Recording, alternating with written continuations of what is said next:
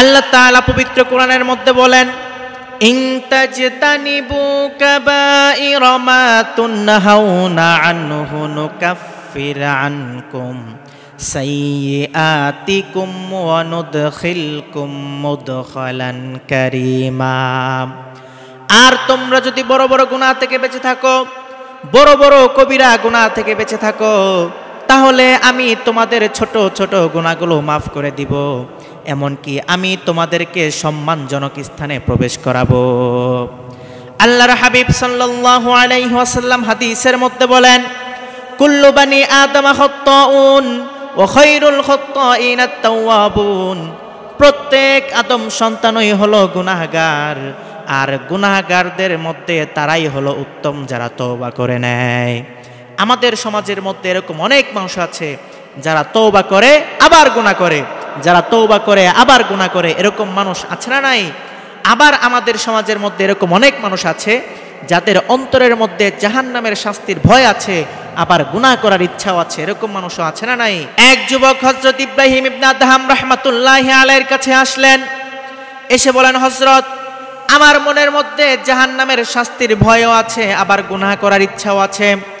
আপনি আমাকে এমন একটা পদ্ধতির কথা বলে দিন যার মাধ্যমে আমি আখিরাতের শাস্তি থেকেও বাঁচতে পারবো, এমনকি গুনাহও করতে পারবো।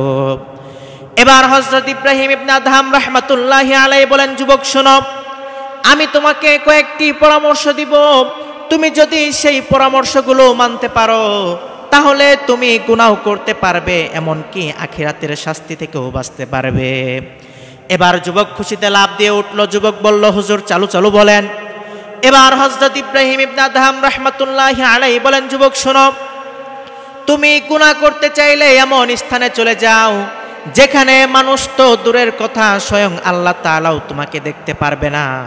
যুবক এই কথা শোনার সঙ্গে সঙ্গে ডাক দিয়ে বলে, হযরত, এই পরামর্শ মানা তো আমার পক্ষে সম্ভব নয়, কারণ আল্লাহ তাআলার দৃষ্টিসীমার বাহিরে যাও তো কারো পক্ষেই সম্ভব নয়। সুতরাং আমি আপনার প্রথম পরামর্শ মানতে পারবো না।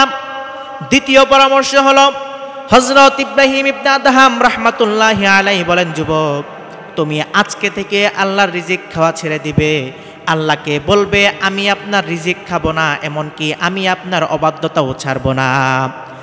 যুবক দ্বিতীয় পরামর্শ শোনার সঙ্গে সঙ্গে বলে, হযরত, আমি তো আপনার দ্বিতীয় পরামর্শ মানতে পারবো না, কারণ আমি খাবার না খেয়ে কিভাবে বেঁচে থাকবো, সুতরাং আমি আপনার এই পরামর্শটাও মানতে পারবো না।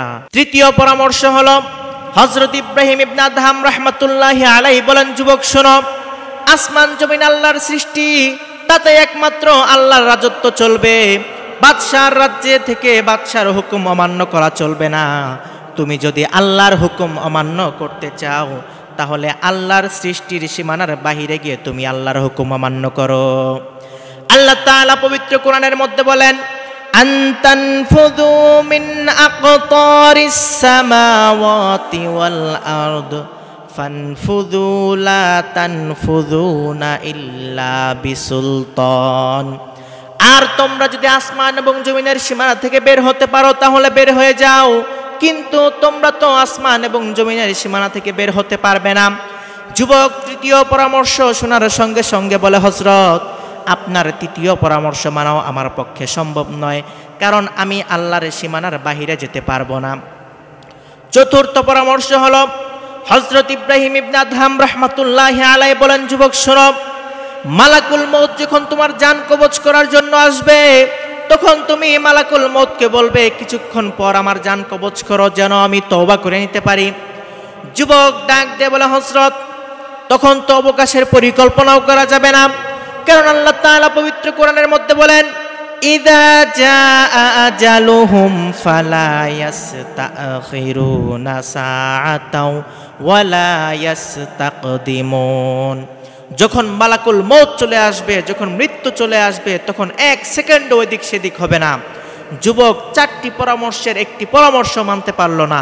তখন হযরত ইব্রাহিম ইবনে আদহাম রাহমাতুল্লাহি আলাইহি বলেন, যুবক শোনো, তুমি যেহেতু এসবের কোনো একটা করার ক্ষমতা রাখো না, সুতরাং এত ক্ষমতাধর আল্লাহর নাফরমানির করার কথা তুমি কি করে ভাবো?